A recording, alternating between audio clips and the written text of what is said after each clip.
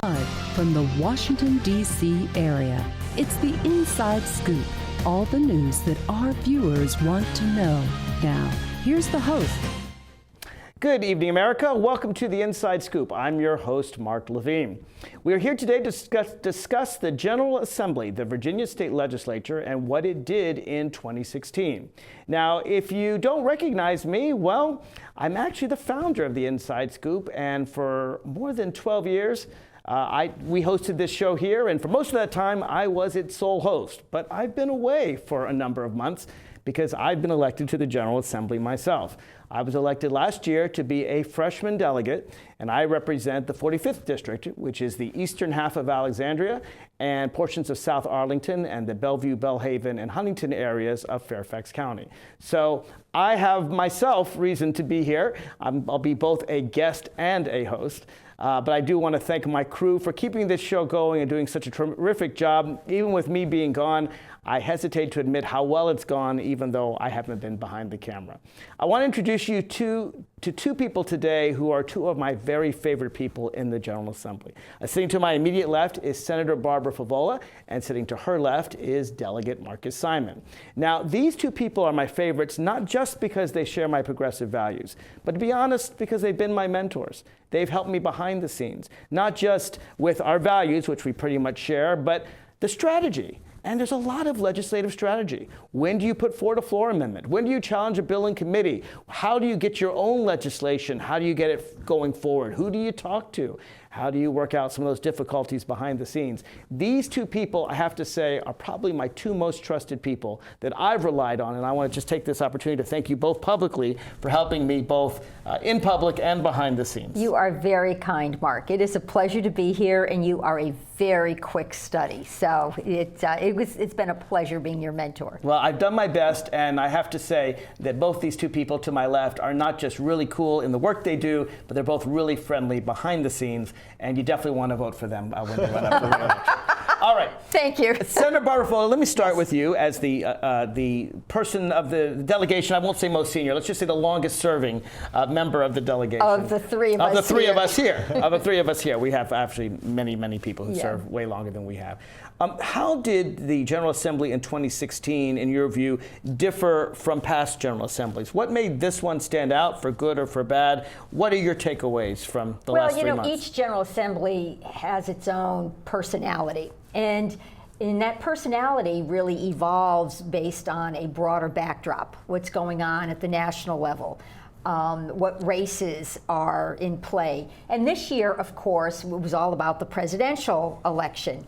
So there was some posturing this year. The Republicans were very much trying to follow the playbook that was going on in Washington. Which playbook? Donald Trump, Ted Cruz? I don't know what the Republican playbook is anymore. Well, I think some of the Republicans were a little confused too.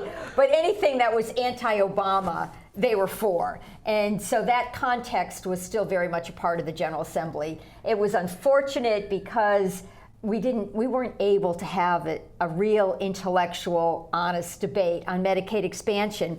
And this was the fourth time we really couldn't have that debate. And I think that's just a shame. We have 400,000 individuals in Virginia who would qualify for this Medicaid expansion. They're working individuals. They contribute to the economy.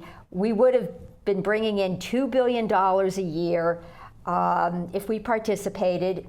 Virginians are already paying for it. Each one of us is, $5 million a day is going in Virginia tax dollars to the federal government to expand Medicaid in other states.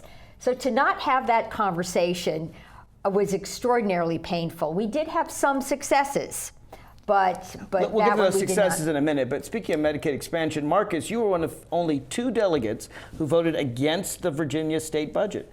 And I actually voted for it. There was a lot of good in it. I did not like the fact that they didn't include Medicaid expansion. But you felt that the failure to include Medicaid expansion was enough to actually get you to vote against it. What made you make that decision? Well, that's right. We didn't have anything for Medicaid expansion. We didn't have any answer for the 400,000 Virginians that Barbara was talking about. And frankly, from my point of view, as one of 34 out of 100 delegates, we have 34 Democrats. My role, I don't think necessarily is to help them. when I say them, Help the majority, help the Republicans make their budget. My job is to point out where they've failed us. And I think this is one area of a very serious failure to meet those needs and to do that. So, was my vote going to change the outcome? No. Was it going to change the debate? No. But I thought it was important that we not let the storyline be that, hey, we had a budget that sailed out 100-0 with no opposition unanimously, which would create the impression that we were all very happy with it.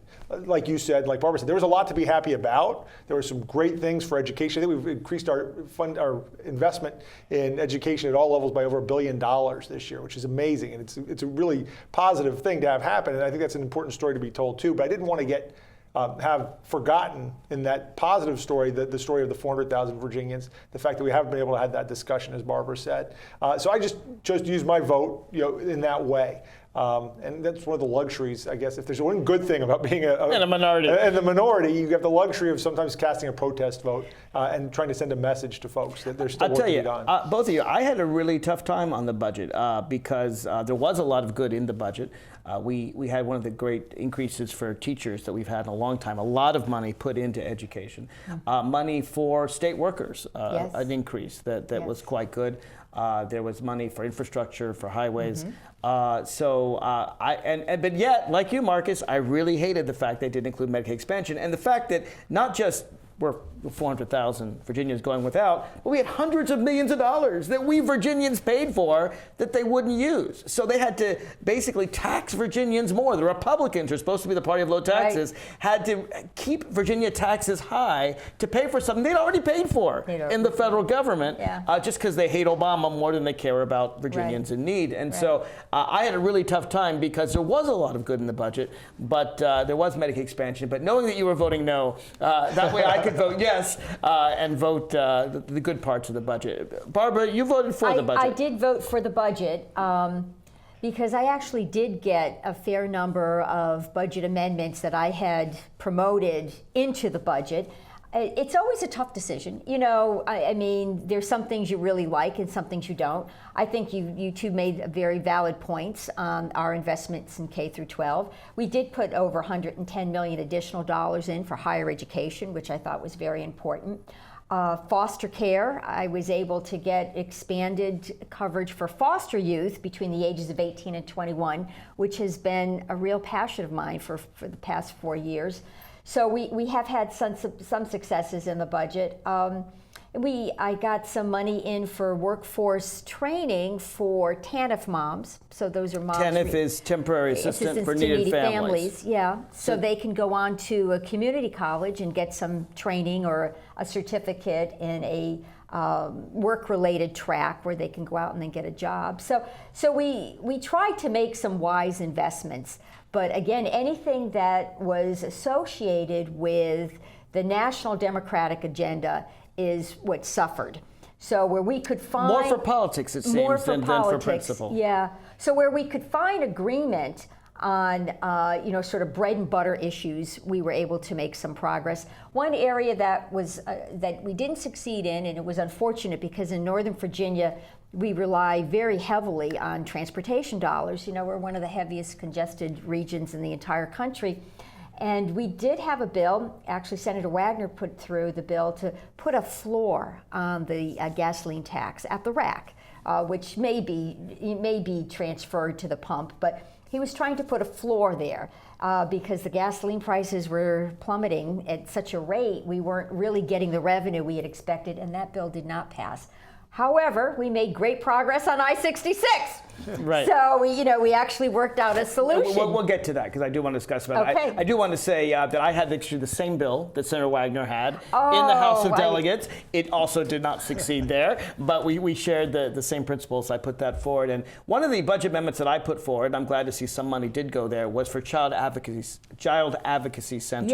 Yes. They got basically almost a third more funding, which is really important. That's great. Because these are the centers that do such a terrific job in helping children who've been abused, whether physical abuse or sexual abuse, and they do. And I visited the one in Alexandria. Susan Britton does a tremendous job there, and they do such a fantastic job because obviously, this is a very scary situation It is. for a child. Whether that child be 3 years old or Right. 16 years old, and they do a great job. They interview them in a room with a Right. one-way mirror. They tell the child there's a Right. one-way mirror there. Police officers and district attorneys can watch what's That's going right. on, can ask questions in real Right. time. So there's only one Right. interview, and they Right. provide clothing and food Yeah. and shelter. Yeah. And they actually have a program, at least the one in Alexandria, to make sure that to teach families how not to abuse children, that spanking isn't always the right way to go, and so they actually do preventative care. I think Yeah. they did such a terrific job that I'm going to get more money for child advocacy centers, and they're growing across the state. It's They not just are growing, Alexandria,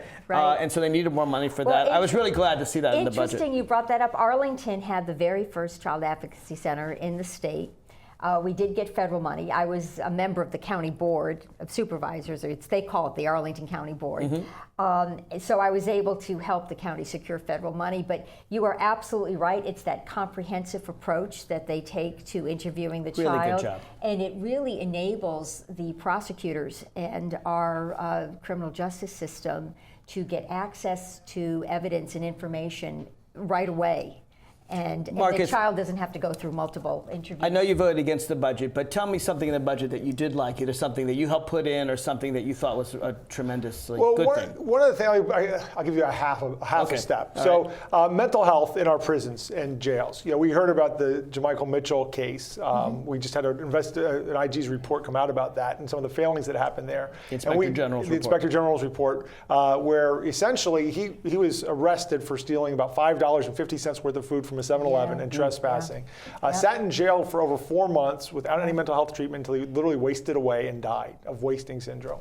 For $5 For taken from $5. a 7-Eleven. And what it turns out, the report tells us, is that there was a report, the judge's order to have him sent to Eastern State Hospital for psychiatric evaluation and treatment was literally stuck in a drawer. An overworked bureaucrat saw it come over the facts, didn't know what to do with it, stuck it in a drawer, and that's where it sat. And so we do have funding to supervise that process now. So there's about $876,000 for improving that system of communication between the clerk's office and the courts and the jails for supervising what these are competency hearing orders.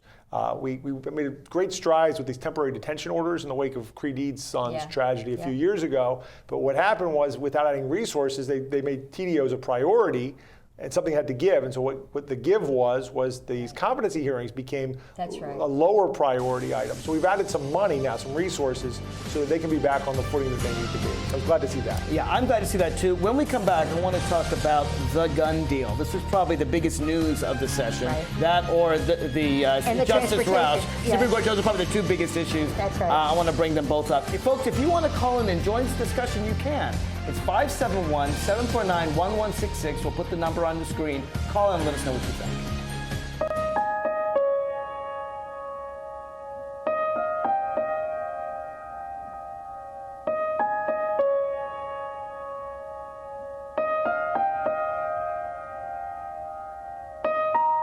Some dreams are universal. Dreams that inspire us.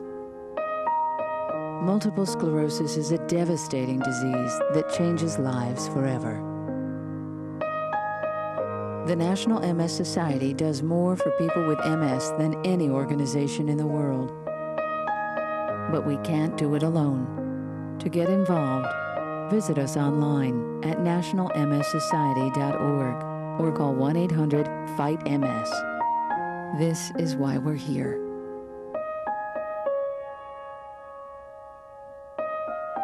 Because nobody dreams of having multiple sclerosis. What's wrong with this picture? Half of young Americans can't locate economic powers like Japan and India. 20% can't even find the Pacific Ocean.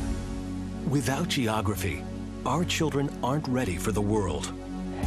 Geography is everywhere. It's incredible creatures, rhythm, fashion, flavor. It's economics and politics. It's change. Understanding connections between people and places is critical in the 21st century. That's why we created mywonderfulworld.org.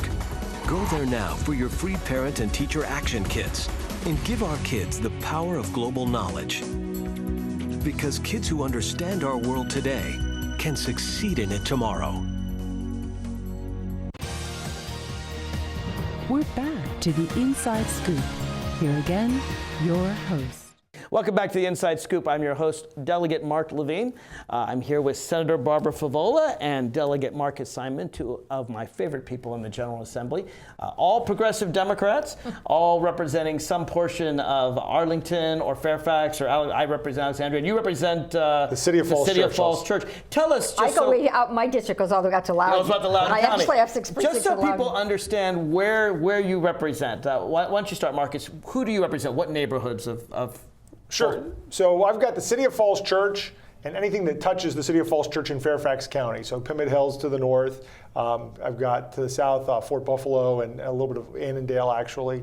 And then it comes out, it sort of follows Route 29 is the spine, but it goes 66 on one side, Route 50 to the south. It comes out to Merrifield, where we are now. So you represent where we are right now? I do, and so the Mosaic District, for people that are familiar with that, and the Dunloring Metro Station, all the development that's happening there, that's all part of my district as well. Well, you've done a good job in this area, because this district, I've watched this. I've been here coming here for 12 years, and I've seen this neighborhood grow. Marcus is a very attentive delegate. Do very well.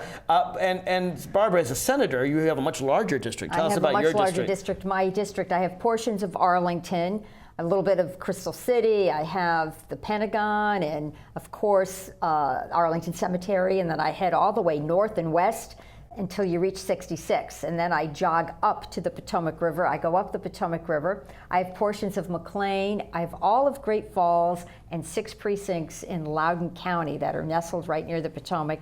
Donald Trump's golf course is in my district. Can't you get that removed? Don't you have power as the sitting senator? Probably not. Probably not. Well, we won't go there for the moment. So speaking of craziness, Donald Trump.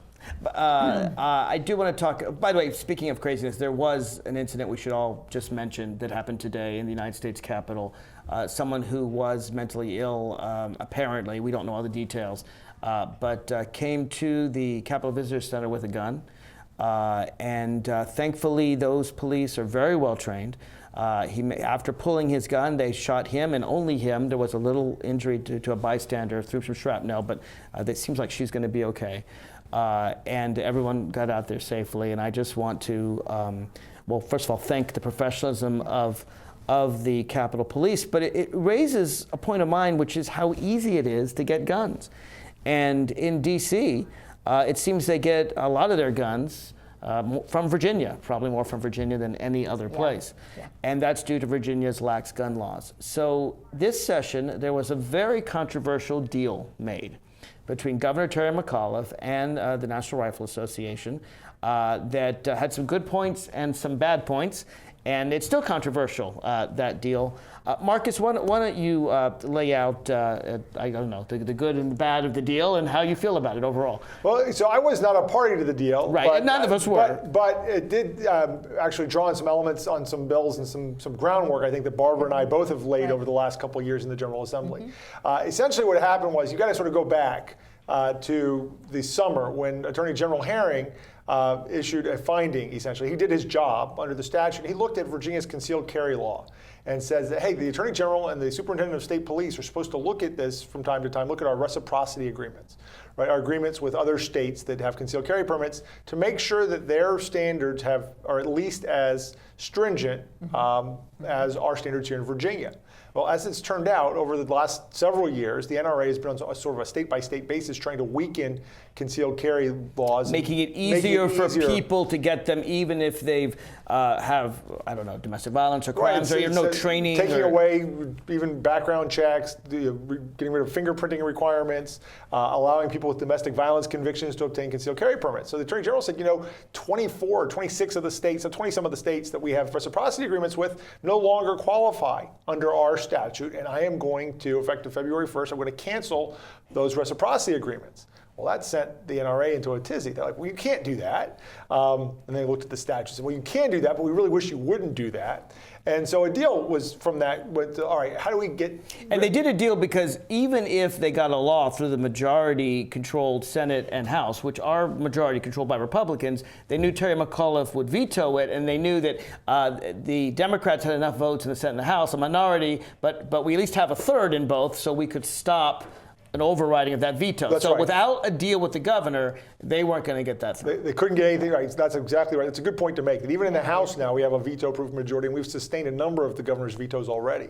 That was really cool, by the way. Wasn't it? Wasn't it fun? When I sat there, and it's like we all pushed our no buttons, your red and we buttons. looked up and like, we won one. What? We won one because they didn't get their 2/3. We're not used to that in the House of Delegates. Well, I'll digress for just a second. But Go ahead. it was a great moment because Todd Gilbert, who's their floor leader, looked around and said, Mr. Speaker, you haven't announced the vote yet, have you? He's like, is there some procedural something we can do to undo that? And it's like, no, Todd, that's the vote. After we vote, that's how it goes. You don't have enough. You don't have 2/3 anymore. Comes down to numbers, yeah. So at any rate, although they weren't fully aware of it, the NRA and their lobbyists and the governor were aware that without some sort of a deal, they couldn't get what they wanted. So the NRA said, well, we'll give you voluntary background checks at gun shows, meaning, well, people that, private sellers, if they want to, can ask the state police for a background check. And that's actually important, and that's a good thing. It's good because those sellers that don't want to sell to criminals can at least have access to the National Instant Check system, which they didn't have access to. So that's something, Yeah, but it's not. It wasn't a much. lot. And the governor said, yeah, okay, great, but we want something more. And the more was, we want to go to this issue of domestic violence. We want to go to the issue of people that, and domestic violence and stalking, protective orders in particular. So let me turn to Barbara on that, because this is actually your bill, right? Or something similar to what you've proposed in the past. Yeah, it was similar to what I had proposed in the past, but I was able to get something even larger than what the governor had negotiated. So what did you get? What did we get, I guess, as what we Virginians? got, working with Delegate Gilbert for the last 4 or 5 years. Todd Gilbert, who's a conservative, pro-gun Republican. Very conservative, yep. So anyways, what the bill does is, under any protective order, emergency or permanent, regardless of the reason, whether it was related to domestic violence or not, if the subject of that protective order actually violates the protective order and has a firearm or dangerous weapon on his or her person, then it's a Class 6 felony. Okay, so let's back up here. So people get protective orders when they feel that they're in danger. Someone has threatened them. The petitioner goes and gets a protective order, but a judge determines, has to issue or it. magistrate under an let's say a woman has emergency been beaten by her protective order. husband. She can go in and get a protective order, or someone has. It doesn't just have to be an intimate partner. It could be someone at work. That's right. It could be someone who has threatened Right. you, and you can say, I want this person to stay away from me. But prior to this year, that person staying away from you could still keep their gun. Well, That's so Barbara's bill went further, but the bill that was part of the deal, and this was sort of started out as we thought was a simple fix a couple years ago. If you're under a protective order, you're not allowed to purchase or transport a firearm. And we were trying to get, that was the current law before the deal. The governor's deal said you cannot possess when you're under a permanent protective order related to domestic violence. So we got the word possess in there as part of the governor's So if the police deal. see guy with a gun, the guy who's been declared a danger by this judge with a gun, immediately that person can be arrested and has committed a felony. A felony, where they would then lose their right to a firearm. For, I believe, the rest of their life. Yes, yes. You can petition the court to have it reinstated, but right now you would lose your right to bear a firearm. Now you had tried to put this bill in before, and it didn't work. Right. Well, You didn't have the votes, I guess. I didn't have the votes. I had a different approach, and I'm sure Marcus Simon will appreciate this, because Marcus co-patrons several of my earlier bills, and we tried to approach the problem sort of preemptively. So you cannot possess a gun if you have a protective order. The Republicans don't like any preemptive anything. they believe that this inalienable right is, goes along unless you demonstrate you're a criminal. So even someone who's been found by a judge to be so dangerous that a protective order has been issued against them, the Republicans said, yeah, let that person have a gun. Let them have the gun. It's not until they violate the protective order. Wait till they kill someone, and then we're going to get them in trouble. Or they violate it. So it was. Well, it's some different kind of logic, too. One of the arguments against this was, which I found really hard to believe, is, well, women will be less likely to report domestic violence if they're afraid their husband would lose his gun. Because the gun is such an important part. This was an actual... Wow. I mean, I know women are afraid of reporting domestic violence because they're afraid of more violence. But afraid that their husband will lose his gun? Right. I just don't think that's a really... The Moms Demand Action Group actually came out with a study saying that in domestic violence situations, if there's a firearm, the woman is 5 to 7 times more likely to actually die. Right. So, you can't deal with some of their arguments because they're not based on any fact or rationale. And of course, we did have a counter to my bill, which was put a firearm in the hands of the woman and let her. Well, let's talk about that because that's actually a bill that I argued on the floor. Okay. They tried to say, well, give the woman a firearm, and we said, well, at least she should have some training because, as you point out, if there's no training, if the people don't know how to handle a gun, then it's more likely to be used against them. So then they said, okay, we'll give them training, but we're going to take it out of current funding. We're going to take funds away from the Domestic Violence Victims Fund, the fund that's used to prosecute the bad guys, the funds that's used to provide for battered women's shelters, the fund that, I've been trying to get money for more shelters, and they were taking money away from the shelters. So I actually stood up, which people said, don't really supposed to do as a freshman, but I did it anyway. I stood up on the floor and I challenged Todd Gilbert, and I said to him, where's this funds coming from? And he admitted it was from this fund, and I said, well, what are the other uses of this fund? And first he said he didn't know, which I thought was kind of weird for him to say, given that he's taking money from the fund, but then he had to concede it was used to prosecute bad guys, to prosecute abusers, and for shelters, for people escaping abuse. Yeah. And so I made that point. And then I made the point a second day right before the vote. And Scott Lingenfelter, a Republican who is very pro-gun and someone who's not our ally on these issues at all, did stand up on the House floor and promise me that any money taken from this fund for training will be the fund would be replenished. So I got that promise on the House floor. I have it on video, and next year I'm going to make sure that they keep that promise. And that's something that I did myself. I am so proud of you. On the House floor. To that point, and I think you had something to do with what I'm going to say when you were in Congress.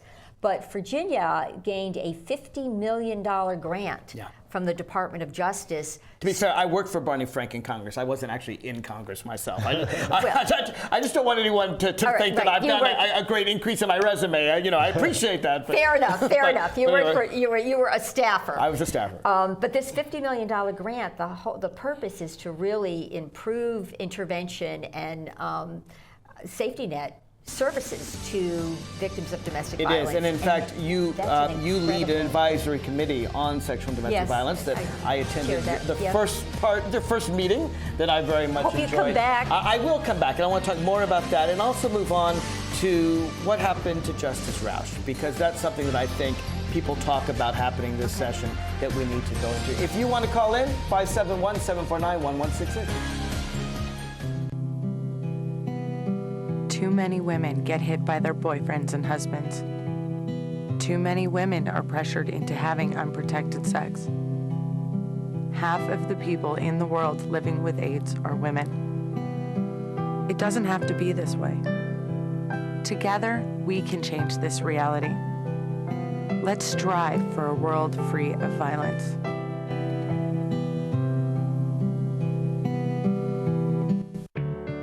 At Volunteers of America, we don't just give kids a way to stay off the streets. We give them the tools they need to reach their full potential. We don't just help the elderly receive needed care. We help them live life to the fullest. We don't just provide food for homeless individuals and families. We provide job training and placement so they can buy groceries. Volunteers of America is a national organization that for over 100 years has provided programs and services that allow people to overcome their challenges to become vital members of their community. At Volunteers of America, we don't just help people, we help people help themselves.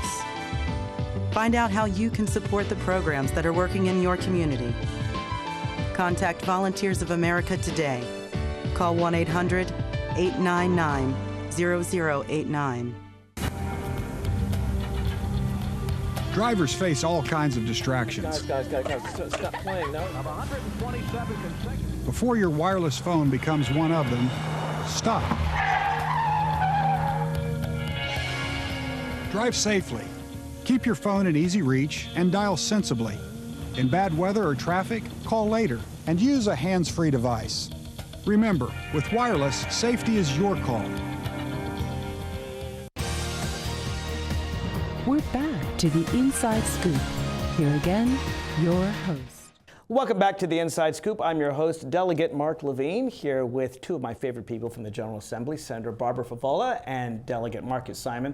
We were talking about the gun deal, and we mentioned the good and the bad of the gun deal. The good is that it basically takes people who are the subjects of protective orders. So if someone goes to court and gets a restraining order against someone who's threatened them, it takes those people's guns away. If they possess a gun, it's a felony and they can be barred with having a gun for life, which is really important given that I think it was 4 women last year who died as they were subject to protective orders, their abuser had a gun and shot them. So that's really important. And also a voluntary background checks at gun shows. For those gun sellers at gun shows that do want to do background checks, they can now check to see whether someone has a criminal record or something like that. Those are the 2 good things. The bad thing, and it is a good and a bad thing. The bad thing is that the Virginia government will now accept concealed carry permits from anywhere in the United States, including those with even fewer standards than those in Virginia.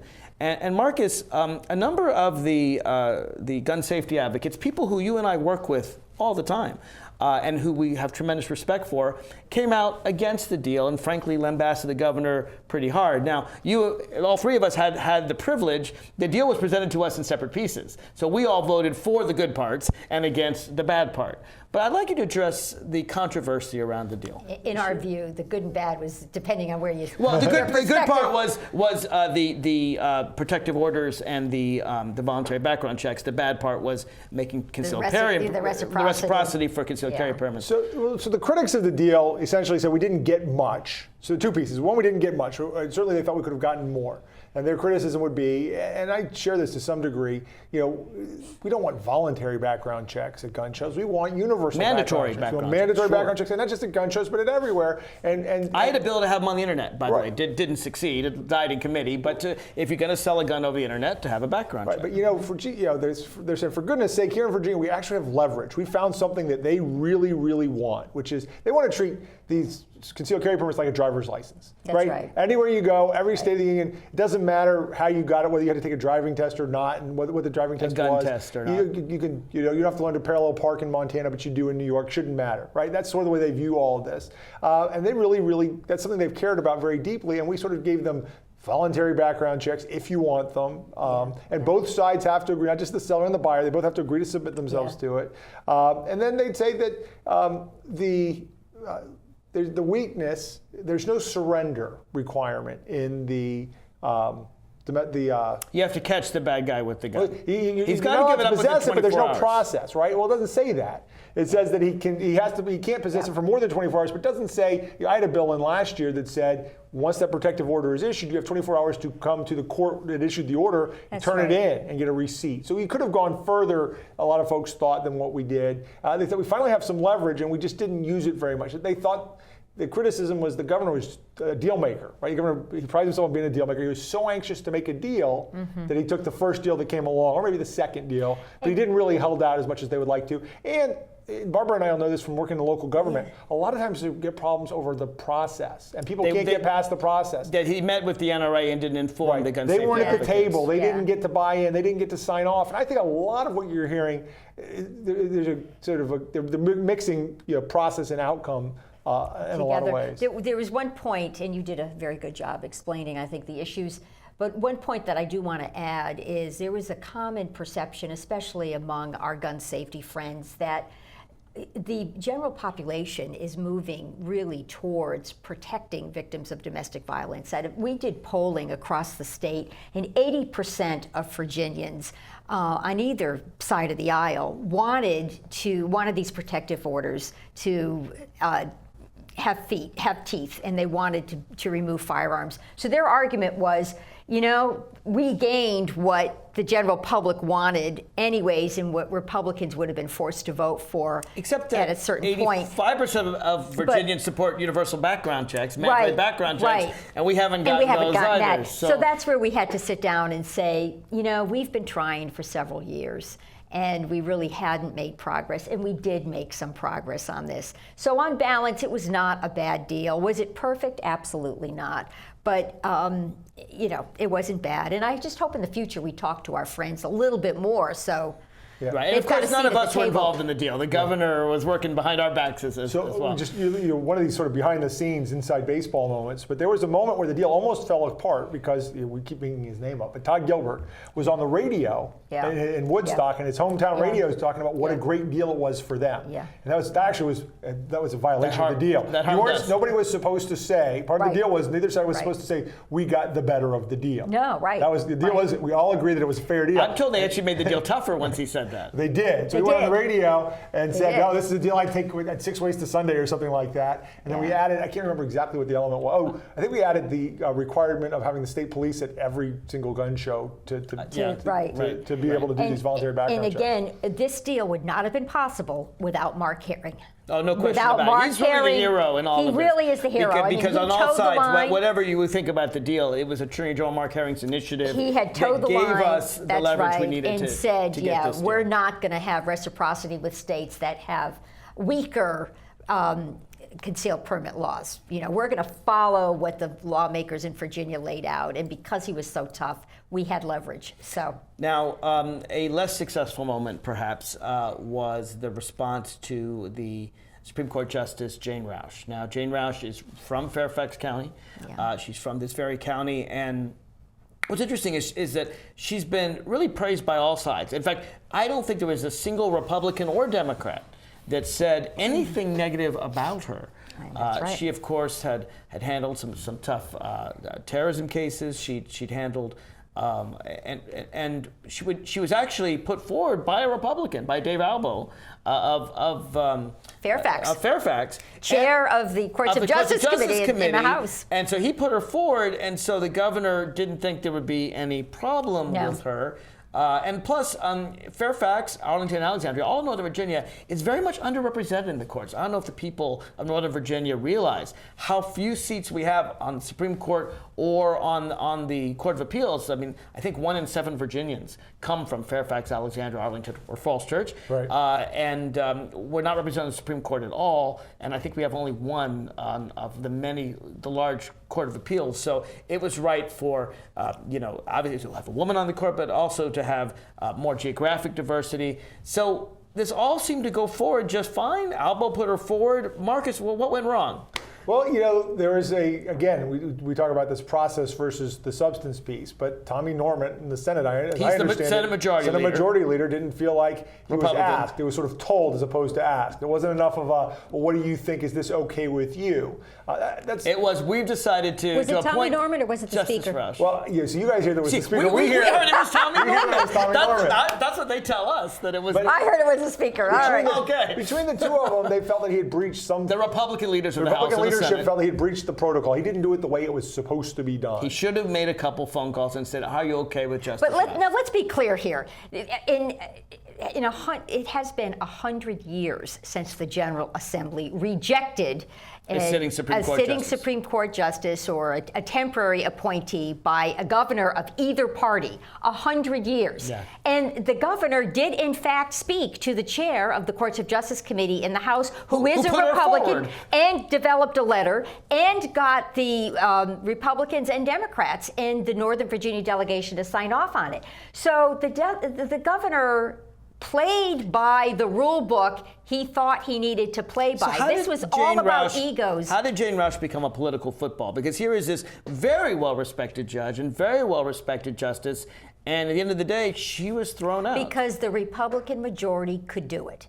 That's right. That's the only reason. This was all about power. They wanted to make sure they flexed their muscles to show the governor who was really in charge. And I believe that this is one of those one of the pages out of a Washington-style playbook, where So you need to really kowtow to us because we're in power, and that's what this was about. I'm trying to say, Marcus, so in the United States Supreme Court, and we see this frankly happening in the U.S. Congress, where the Republicans, at no time in all of American history, has any Senate refused to hear a nominee. I looked it up, and the longest nominee ever was actually Louis Brandeis, and it took 4 months. Most of them, on average, it takes 9 days. But in the most recent 2 months, the most recent 40, 50 years, it's taken about 1 or 2 months. The longest ever is 4 months because, the Constitution of the United States says, other pocket this time, says specifically that the Senate is required to advise and consent. In fact, even, just side point, Vice President Biden, when the point that they're calling the Biden rule, his point was that the Senate has to advise as well as consent way back then. But they've never refused before. So it sounds to me like the Virginia House of Delegates, the Virginia Senate, the Republicans there are trying to copy the congressional Republicans and say, we have power. But one of the things I'm interested in, Mark, is you're a practicing attorney in Virginia. And whereas the United States Supreme Court deals with a lot of left, right, progressive, conservative issues, everything from marriage equality to abortion to guns, the Virginia Supreme Court 99% of the time doesn't deal with left-right issues. Well, that's right. And they're politicizing a court that right now isn't political. Well, that's exactly right. There's very little, very rarely you come up with big constitutional issues. And for the most part, that's done in the federal courts. And that's where those things happen. And that's where our same-sex marriage case, that happened in the Fourth Circuit. And then it went up to, to the Court of Appeals and to the, through the court into the Supreme Court. Mostly it's things like, land use disputes, and property and contract rights, things like that. A lot of which aren't disputes. Left-right issues, right? No, but there was a movement among the Republicans to appoint the former Attorney General Ken Cuccinelli, and you won't find anybody more polarizing and more right-wing, or more right-wing, or more of an ideologue. So this was sort of a new. My colleagues who have been around a very long time in the General Assembly said this is really a new approach. To pick out somebody who is just the leader of a very small, ideologically driven faction and nominate that person. Fortunately, Mr. Cuccinelli withdrew his name because he's running for governor. We don't know. Perhaps. But here's what I found so interesting. It's a very dangerous It is, because path here to is go this down. non-political court that describes contract disputes and things like that, and they want to, for the first time in Virginia history, make it a political force. And one of my most memorable moments sitting in the General Assembly in the 2 months I was there was watching our senior person in the delegation, Ken Plum, who's of Fairfax County, number one, the single most senior person who's been there, I think, since 1978, stand up and very bravely talk about the abuse of power when it came to Justice Roush. That's not an easy thing to do in a body where the speaker controls everything. What committees you sit on, controls pretty much everything you do. And yet our most senior member, Ken Plum, stood up and spoke truth to power. It was a very brave and memorable thing to do. That is really great. When we come back, I want to go into some of the transportation issues that we thought about and what you think is going to come up next session. Folks, still time to call in. Last chance, though, 571-749-1166. We'll be right back after this. I helped turn my child's public school into a whole new kind of school. One with a curriculum that really motivates kids. One that has extended hours, 6 days a week, year-round. With loads of academic, cultural, and recreational activities. One that has support services like medical and dental right there. A school where parents' involvement is encouraged. Where teachers have more time to teach. And students are excited about learning. There's just one problem. My child doesn't ever want to come home. You can help turn your school into a community school for excellence. Find out how. Call 1-877-LOVE-TO-LEARN. It's coming right to your neighborhood. And when it does, you may be surprised. It's your Social Security statement of your benefits, and it's going to help you plan your financial future. Your benefit statement will tell you how much Social Security you're eligible to receive and when you'll get it. Then you'll know how much you need to save for retirement, because that's coming too. The future is in your hands. Choose to save. The toxic fumes from this meth lab are seeping into Jamie's sinus cavity. Ammonia vapors invade her throat. Toxic gases fill her lungs. Jamie's body is deteriorating. And she doesn't even know it. Jamie, dinner. So, who has the drug problem now? Find out how meth affects you at drugfree.org/. We're back to the Inside Scoop. Here again, your host. Welcome back to the Inside Scoop. This is the last segment, the last chance for you to call in at 571-749-1166 and ask questions of any of the three of us sitting before you, your representatives in Fairfax, Arlington, Alexandria, Loudoun, and Falls Church, or at least portions thereof. My guests, Delegate Mark Levine and Senator Barbara Favola. One of the things that people got a big earful in the last election, in the 2015 election, was what's going to happen to I-66. And I know that two of my fellow freshmen, one's not quite a freshman, she was there a little bit beforehand, but two of my favorite people also, Jennifer Boysko and Kathleen Murphy, and John Bell as well, actually, another freshman. Yeah. There was a lot of talk about toll roads and I-66, and they put these commercials up about $17 tollways and everything that I'm glad they won the election, but it probably made the election closer. What was the truth about what was really going on with I-66 and how did that get resolved? The governor had come forward, maybe his timing wasn't great, but the governor had come forward with a proposal through his Department of Transportation, which essentially said, look, we're going to allow single occupant vehicles to use I-66 during rush hour. Which they can't do now. But they cannot do it now. It's illegal now to drive on I-66 during rush hour. Right. If you're alone in the car. That is correct. So and this would allow them to do something they can't if they're do willing right to now. pay a toll. And that was going to take... So the toll wasn't going to affect people who were... No, if you were currently following the law, which means you were in a two-person vehicle or more, during rush hour, it was not going to affect you at all. Well, early versions, though, did have them tolling the reverse commute. And so someone said an issue. Right. So the reverse commute got dropped, which and I think you had a lot to do with that, which I thank you for that. Tell me what you did. You went to the governor and said you can't do this, Governor? Well, I mean, I've got my district, I have the intersection of 66 and 495 right in the middle of my district. And so my folks use it all the time. Yeah. And I made a big stink about the fact that you can't,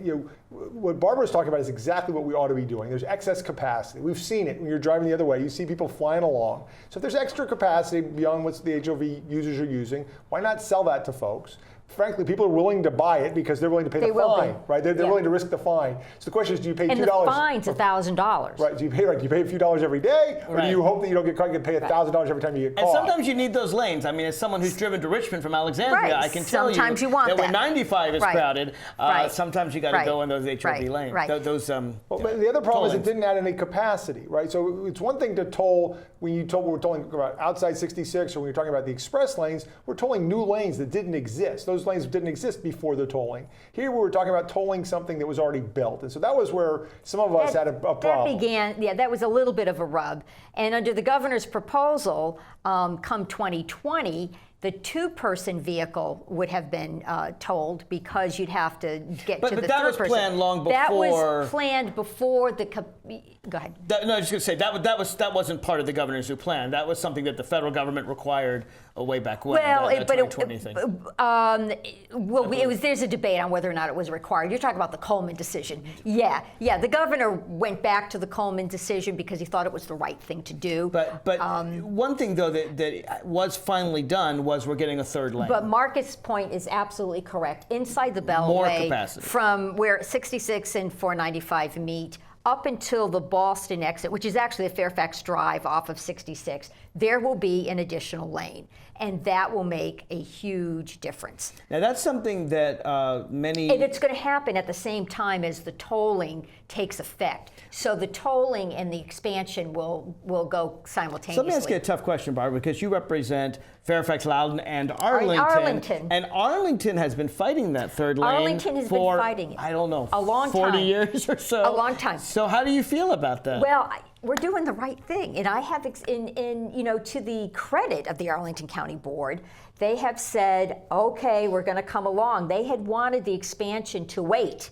They wanted to meet certain triggers. They wanted to see if, it was really needed. Traffic had to get bad enough first, essentially. Yeah, right. They wanted people to suffer before they got that. So even though you represent Arlington, you still think it's the right thing to do. It's the right thing to do. And a lot has happened since I was on the county board in these past 5 years. There's a lot of intra-regional commuting. So people are no longer just going into the district for their jobs. For sure. They're going to Tyson's for their jobs. They're going out to Herndon for their jobs.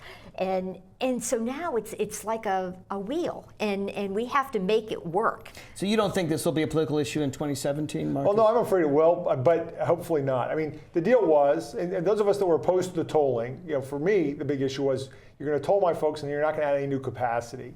And so we want some capacity. We don't want to toll the reverse commute, so we got that. And to be fair, there still are no tolls outside of commuting time. Right? No tolls on weekends. But they're expanding the commuting time. A little bit. But again, it's a trade. It's a trade. We're going to go from 2.5 hours to 4 hours, I think. So we're adding an hour and a half. And where does the money go that's collected from tolls? 70% of it is actually going to go to maintain I-66, to build some sound walls, to make here in Northern Virginia. Here in Northern Virginia. It's not being shipped downstate. Yeah, all of it's going to stay here in Northern Virginia. I was talking at least 70% is going to go for I-66 per se. And then I think 30% will be going to enhance transit options, which will help relieve congestion on I-66. But it is all staying right here in Virginia, in Northern Virginia. So let me ask you this, as we look forward to 2017, and again, I'm the newcomer here, I'm the freshman, I'm still trying to learn. What do you think are the lessons of this session, or even of your past, that can help me in 2017 be more effective? What can we do next year that you think is within the realm of possible? Well, let me tell you real quickly on this issue of 2017, what I meant by what I thought it might have an impact. Unfortunately, we talked about timing. The VDOT rolled out this conceptual plan. The Virginia Department of Transportation. The Virginia Department of Transportation rolled out this conceptual plan for tolls that could be as high as $17 in October of an election year. Not a good idea. Not a good idea. It created an opportunity for people to make mischief out of that. The tolls are actually scheduled to open and begin in the summer of 2017. Now, we've all seen transportation projects and the dates slip. I certainly hope that people aren't, again, we've talked a lot of nuance. Well, we made a deal. We got some capacity in exchange for the tolls, and we're not doing this. What people are going to see, though, come, hopefully not the fall, but the summer of 2017 is, wait, I'm paying tolls. I didn't want to pay tolls. Only paying tolls during these commuting hours. Right, again, if you're a solo driver, but you're explaining, right? And so, but come October of 2017, it's going to be, we told you so. You're paying tolls to use 66, and we told you that the Democrats would do that to you. So that's what I'm afraid may happen in 2017. Well, let me ask you both a partisan question, because remember, there are a lot of these details that have not been worked out yet. So there are going to be a lot of public hearings. It is not locked in stone, the expansion of the rush hour. So if our viewers have problems with any of this, if you have a problem, you're going to call us to go see the Virginia Department of Transportation. And to go to meetings, to Google the VDOT site. I think there's one on Wednesday, actually, a VDOT meeting, a Virginia Department of Transportation meeting that I'm planning to attend. I just want your viewers to know that a lot of the details are not firmed up. Okay, fair enough. So Marcus and I have to stand for re-election in 2017. You being a senator can wait till 2019. But let's just be blunt. We Democrats have a problem. The problem is not in presidential years. I expect everyone listening to this program to get out there and vote in 2016, this November. Everyone knows about the presidential race, and I'm quite confident that whomever the Democratic nominee is, I think it'll be Hillary. But whether it's Hillary or it's Bernie, anyone's going to prefer Hillary or Bernie over Donald Trump. I'm not worried. I actually think Hillary Clinton's going to win Virginia and become our next president. So we'll see if my prediction's right. All right. My concern, though, is a year later, the election of 2017. And it's really not for Marcus and me. I think we'll be okay. It's for the governor. If we lose a Democratic governor, and Terry McAuliffe can't run again. Virginia is the only state in the United States that doesn't let the governor run again. Right. By the way, that was one of my bills. I put in a constitutional amendment to let the governor run again. I don't think it'll work, Good for you. but it's worth a try. But we're going to lose Terry McAuliffe. If a Republican wins the governorship and wins, they already have the House, and they have the Senate, which can't be changed till 2019. We'll go back 100 years. What would happen? Well, I'm glad you're bringing this up. Whoever wins the governorship in 2017 will be sitting in that seat when we do our redistricting in 2021.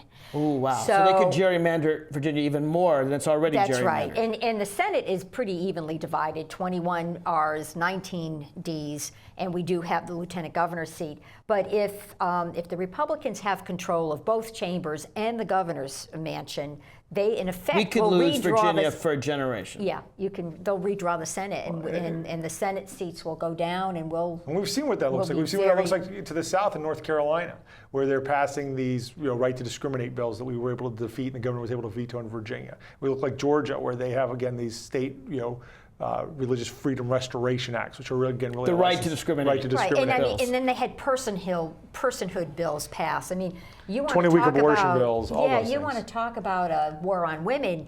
We haven't seen anything yet. So the battle for Virginia really is right here in Fairfax County. I mean, this is the most populous county in Virginia. It is the county that can deliver the votes for the Democratic nominee for governor. Probably going to be Ralph Northam. And we have to deliver them in large governor. numbers. I mean, we really do. Yeah, because we can't just win Fairfax County. No, it's got to be a large margin, and we have to win Loudoun, which is a swing district now, which is where Fairfax was 10 years ago. So what do we do other than implore our listeners? Don't just vote in presidential years. Yes, vote for president. Please, go out and vote for president. You're going to do that anyway. But there's an election in Virginia every single year. We need you every November. I can't repeat this enough. I'm going to repeat this for the next 2 years. Get out and vote. So, and your quality of life is more directly related to the local officials you elect. And that's what you have to remember. If you care about your school system, if you care about transportation, if you care about the environment, if you care about individual rights, then you have to vote in these local elections. Mark, the other thing I'm trying to do is one of the big areas of drop-off is among young voters and millennials. And we know that they come out very enthusiastically for Bernie Sanders and for other folks. I want to keep them engaged, and one of the ways I'm working on doing that is by addressing the issue of student loan debt. We know that a lot of young people in their 20s and 30s are strapped with student loan debt, federal debt that they can't refinance frequently. So one of the bills I put in this year will allow Virginia to create a student loan debt refinance authority. It'll give people an opportunity to refinance their student loan debt, but focusing on issues like that millennials care about. Now that bill should come back. You're asking about next session. Yeah, in 2017. It'll come back. We've carried it over to study. No, I think it's got a good chance. Now, it may not come back with a Democratic sponsor. You may get somebody like Glenn Davis, a Republican who's running for lieutenant governor, who really likes the idea. Yeah, he stole one of my bills, Glenn Davis, this year. He took my police body cameras bill. So he and I may switch places. He was my chief co-patron this year. It may work better if he's the chief patron and I'm the chief co-patron next year. But that idea is coming back. But I think that we need to kind of own those issues and look for ways to expand the electorate in those off years by appealing to young people, letting them see what Barbara just told them, which is this can really directly affect your life, your pocketbook every day. It can affect your student loan payments. I mean, what else is going to put more money in your pocket than that? And the creation of jobs, all of that is done at the local level. Right. You know, if young people want a job when they get out of Well, Senator Barbara Favola, Delegate Marcus Simon, it is a pleasure. We're out of time already? We're out of time already. This is great. It's a pleasure to work with you both on the floor of the General Assembly, behind the scenes, and I'm proud to call you both my friends. Oh, we are too. Thanks, Thank you, Mark. Thanks for having us. Appreciate it. Yeah, my great. pleasure. That's it for the Inside Scoop. You can watch this if you missed any part of it on my website at marklevinetalk.com. This is Mark Levine signing off.